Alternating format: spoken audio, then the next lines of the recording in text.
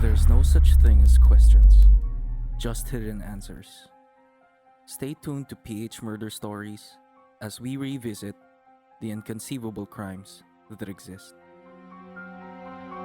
Some listeners may find the following content of PH Murder Stories highly disturbing due to its graphic nature.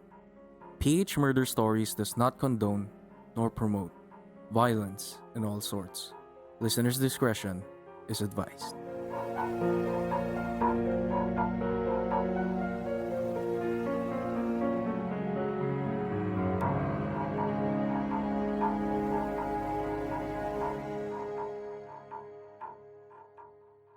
"18 years ago, a young woman's decomposing body was stuffed in a black garbage bag and thrown down a ravine located in the small town called Dalaguete in the province of Cebu.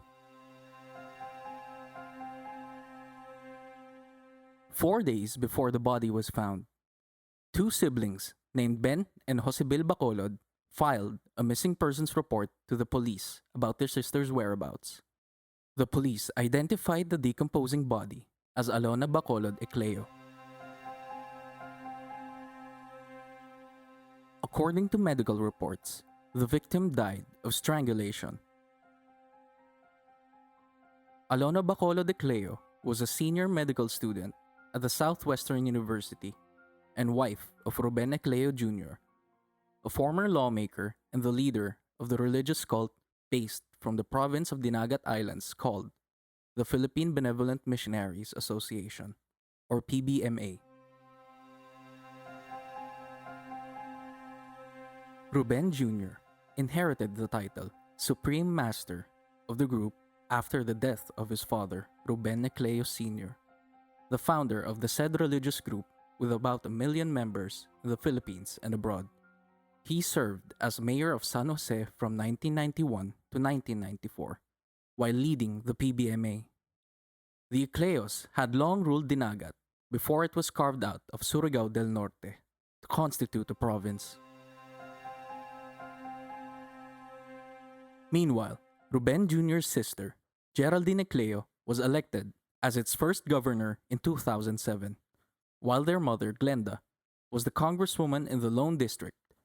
In 2010, Ruben Jr. succeeded his mother, while Glenda assumed as the head of the province until 2019.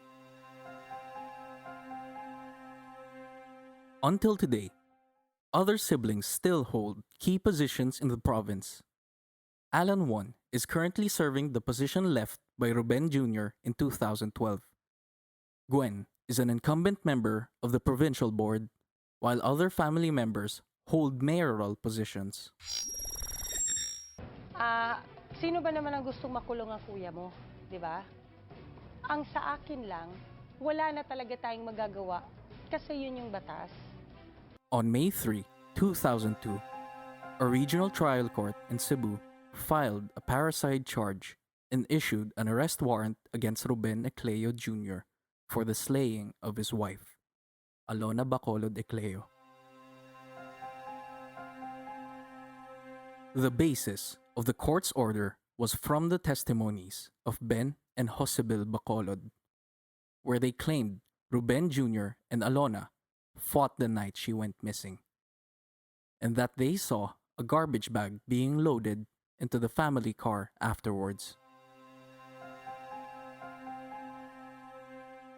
A month earlier, an assailant invaded the Bacolod family's house and killed Ben Bacolod, his sister Evelyn, their parents, Elpidio and Rosalia, and their neighbor, Yoyo Lactawan.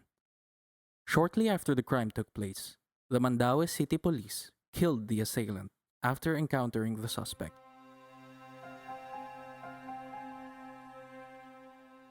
The killer's name is Rico Gomolon. The investigators claim that he was a member of the PBMA and was tasked by Ruben Ecleo Jr. to massacre the Bacolod family. The following day, the police went after Ruben Jr. in his hometown in San Jose, Dinagat Island. However, 19 PBMA followers and a police officer were killed in a gunfight before the Supreme Master surrendered.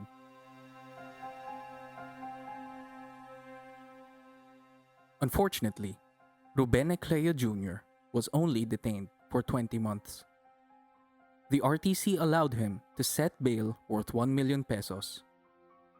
According to the judge, the reason for approving Ecleo's motion for bail was the serious ailments and a worsening health condition, as grounds for granting the Supreme Master's request.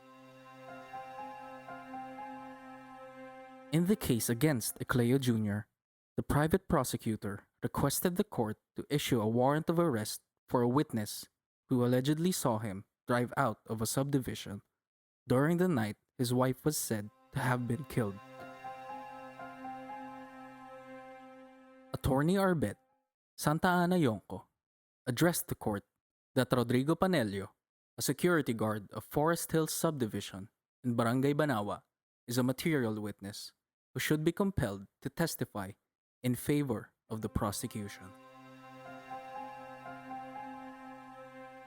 Later on, a subpoena was issued for Panelio to prove what he witnessed the night Alona Bacolod was killed. However, he never appeared in court. Earlier, Yonko said she handed over the subpoena to Panelio sometime last February, but he disappeared. In that brief meeting, she recalled him telling her that he feared for his life, saying that he knew one of the bodyguards of Ecleo. Meanwhile, Alona's brother, Josebil Bacolod, who used to live with the Ecleo couple, testified in court that he saw Ecleo and his bodyguard load a big black garbage bag into the car the night before they discovered her sister missing.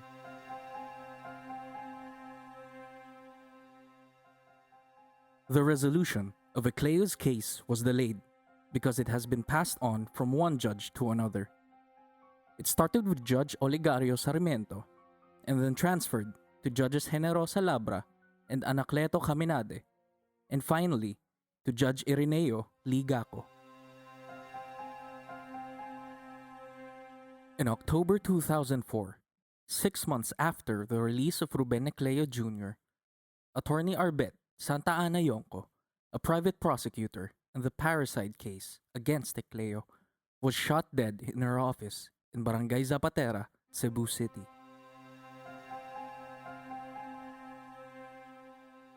According to reports, the prosecutor was allegedly killed by an assailant named Michael Favila, a PBMA member and supporter of Supreme Leader Ruben Ecleo Jr. Yonko's two helpers, Marifel Abadilla and Baby Jane Lage, had pointed to Favila as the person they saw walk out of Yonko's office with a gun. The prosecution had introduced evidence that puts Favila as the accomplice of Ruben Ecleo Jr. from a report citing that a certain Eddie Ardita, who was also a PBMA member, was hired and offered 10,000 pesos by Michael Favila to drive him to Attorney Yonko's office to kill her, as ordered by the PBMA Supreme Leader. However, the main suspect denied his participation in the killing and said he was on the island of Cagayancillo in Palawan the day Yonko was shot point blank in her office residence. His lawyer had presented an attendance sheet of a barangay meeting that Favila reportedly attended in Palawan the same morning that Yonko was killed.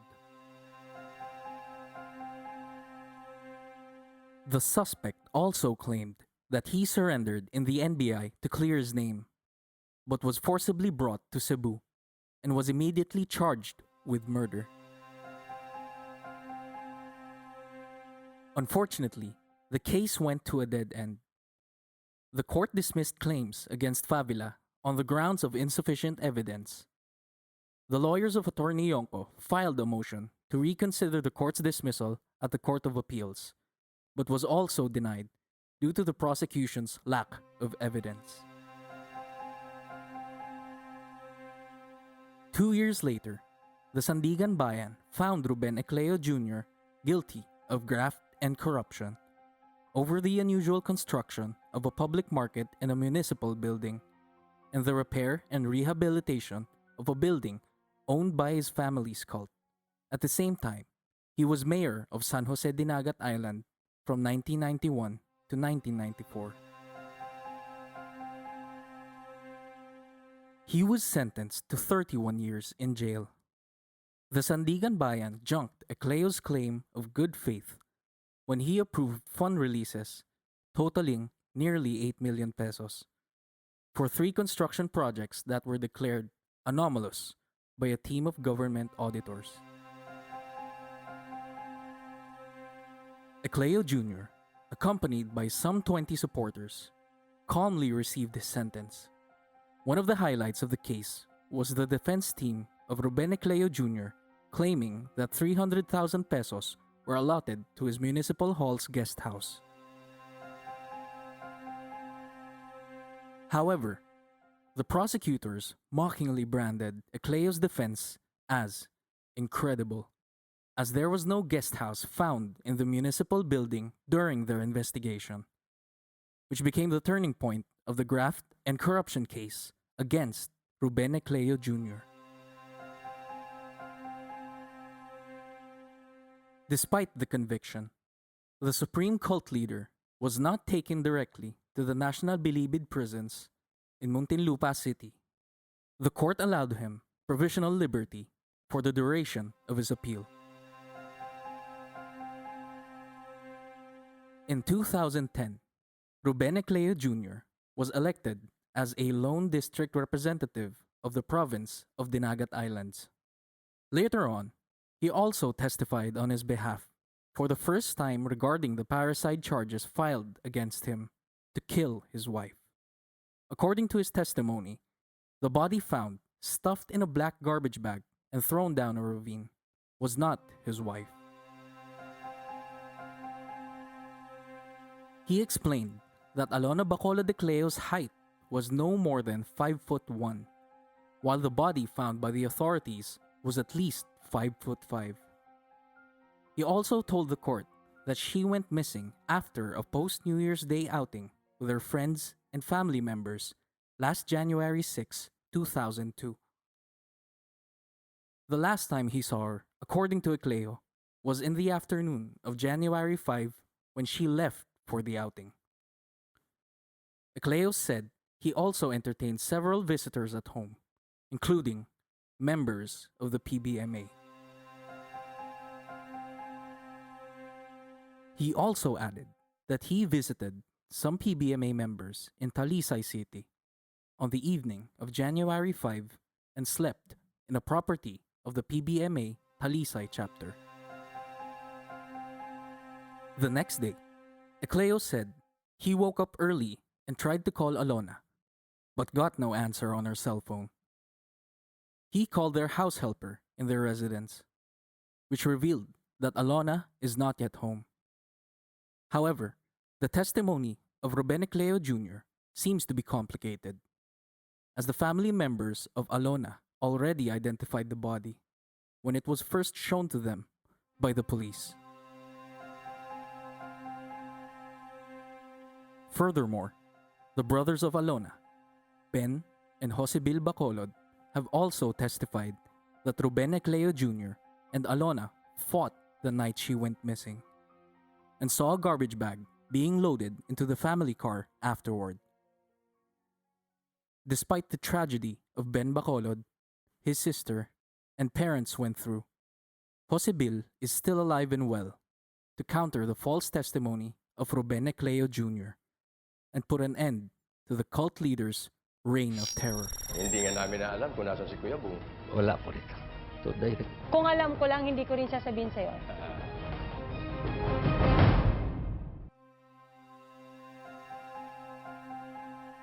Stay tuned as we dive deeper to uncover the true identity of Ruben Ecleo Jr. and how the PNP managed to track him down. For further updates, please follow us on Facebook, Instagram, and Twitter at phmurderstories, and subscribe to our YouTube channel, phmurderstories. This podcast is brought to you by Review Visuals.